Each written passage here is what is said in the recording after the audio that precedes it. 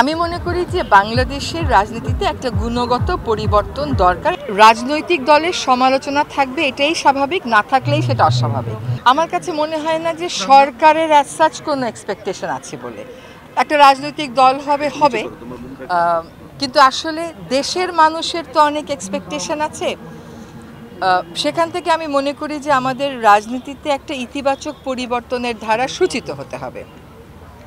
যেই ধারাটা হবে নতুন প্রজন্মের চিন্তা চেতনাকে প্রতিফলন করে এমন একটা ধারা, যে ধারাটা সত্যিকার অর্থেই বৈষম্যহীন হবে, যে ধারাটা সত্যিকার অর্থেই এই জাতিটাকে গুরুত্বপূর্ণ বিষয়ে ঐক্যবদ্ধ করতে পারবে। এটা একক কোনো রাজনৈতিক দল, তা সেটা পুরনো হোক বা নতুন হোক, কারো পক্ষে সম্ভব না।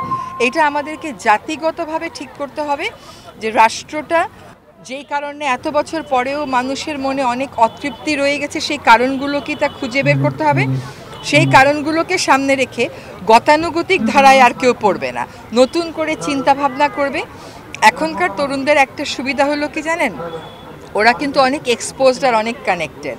তারা জানে বিশ্বের কোথায় কি ঘটছে, এবং যেহেতু তারা নতুন একটা প্রজন্ম থেকে নেতৃত্ব দিচ্ছে, কাজে ওই বিশ্বে যা ইতিবাচক পরিবর্তনগুলো ঘটে যাচ্ছে কিন্তু বাংলাদেশে ঘটছে না, এই গ্যাপটাও তারা বুঝে।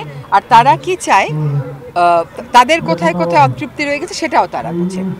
এখন শুধুমাত্র নতুনদের নিয়ে গঠিত হলো বলেই এটা সব সমস্যার সমাধান করে ফেলবে, এটা কিন্তু ধরে নেওয়ার কোনো কারণ নাই। আমাদেরকে এটা বুঝতে হবে যে জাতিগতভাবে প্রাধিকারগুলো একত্রে আমাদের চিহ্নিত করতে হবে। প্রাধিকারগুলো একত্রে চিহ্নিত করে অতীতের ভুলগুলোর আর পুনরাবৃত্তি না করে নতুনের দিকে আগাতে হবে। সেটা কোনো একটা দলের উপর সে দায়িত্ব দিলে তো হবে না, সেটা আমাদেরকে সকলকেই একসাথে করতে হবে। শোনেন, একটা কথা বলে, রাজনীতিতে শেষ কথা বলে কিছু নাই। হ্যাঁ, আমি যে কোনোদিন একটা অন্তর্বর্তীকালীন সরকারের অন্তর্ভুক্ত হব এবং সরকার হয়ে সরকারের মুখপাত্র হয়ে কাজ করব, এটাও তো কখনো ভাবিনি। পরিবর্তিত পরিস্থিতিতে কখন কে কী করবে এটা বলা যায় না, তবে এখনও পর্যন্ত কারোর মধ্যে এরকম কোনো কথা শুনিনি যে তারা প্রত্যক্ষ রাজনীতির অংশ হতে চায়। রাজনৈতিক দলের সমালোচনা থাকবে, এটাই স্বাভাবিক, না থাকলেই সেটা অস্বাভাবিক। শাইনি চুলে এখন হবে সব হেয়ারস্টাইল। সিল্কোর দ্বিগুণ শাইনি চুল প্রতিদিন। একটা রাজনৈতিক দল একেবারেই বিশুদ্ধ জন্ম এবং বিশুদ্ধ পথ চলা হবে এরকম মনে করার কারোর ক্ষেত্রেই কোনো কারণ নেই। কিংস পার্টি মানে হচ্ছে কিংয়ের ছত্রছায়ায় পরিচালিত, সেরকম হবার আমি কেন সুযোগ দেখি না জানেন?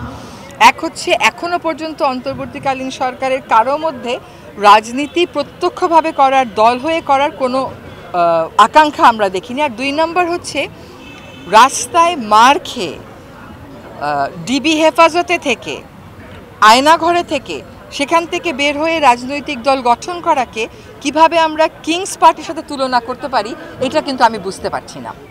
তারা ভিতর থেকে একটা তাড়না অনুভব করেছে যে গতানুগতিক রাজনীতির বাইরে তারা যে নতুন কিছু করতে চায়, এবং এই দাবিটা কিন্তু যখন নাহিদ সরকারে ছিল, এই দাবিটা যে রাজপথে অনুপস্থিত ছিল তা কিন্তু না, দাবিটা কিন্তু রাজপথ থেকেই এসছে।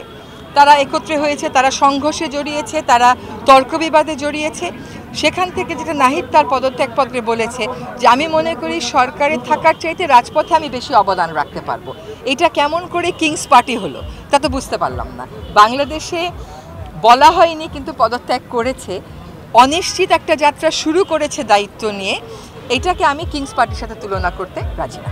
আমি মনে করি যে বাংলাদেশের রাজনীতিতে একটা গুণগত পরিবর্তন দরকার, এটা আমরা মোটামুটি সকলেই ফিল করি। হ্যাঁ, আপনি যদি দেখেন বড় বড় রাজনৈতিক দলগুলো তারাও কিন্তু সংস্কারের প্রস্তাব দিচ্ছে, বিভিন্ন 31 দফা অনেক কথা আমরা বলছি। তো আমি যেটা মনে করি সেটা হচ্ছে যে রাজনৈতিক দলের সফলতা ব্যর্থতা অনেক পরের কথা। রাজনৈতিক দল গঠন করতে তো আর বয়স লাগে না, তারা গঠন করুক, যদি তারা সফল হয় সফল হবে, যদি তারা জনগণের প্রত্যাশা পূরণ করতে পারে তাহলে সফল হবে, জনগণের প্রত্যাশা পূরণ করতে না পারলে জনগণই তাদের ব্যাপারে সিদ্ধান্ত নেবে। জনগণ যেমনভাবে সকল দলের ব্যাপারেই সিদ্ধান্ত নেয়, তাদের ব্যাপারেও তাই হবে। আমার শুভকামনা হচ্ছে দেশের জন্য, আর দেশের জন্য যেই শক্তি ইতিবাচক হয়ে কাজ করবে, দেশের সংস্কারের জন্য, পরিবর্তনের জন্য, ইতিবাচক একটা পরিবর্তনের জন্য, বৈষম্য দূর করার জন্য যেই দলই কাজ করবে, সকলের জন্য, দল হোক ব্যক্তি হোক, সকলের জন্যই শুভকামনা।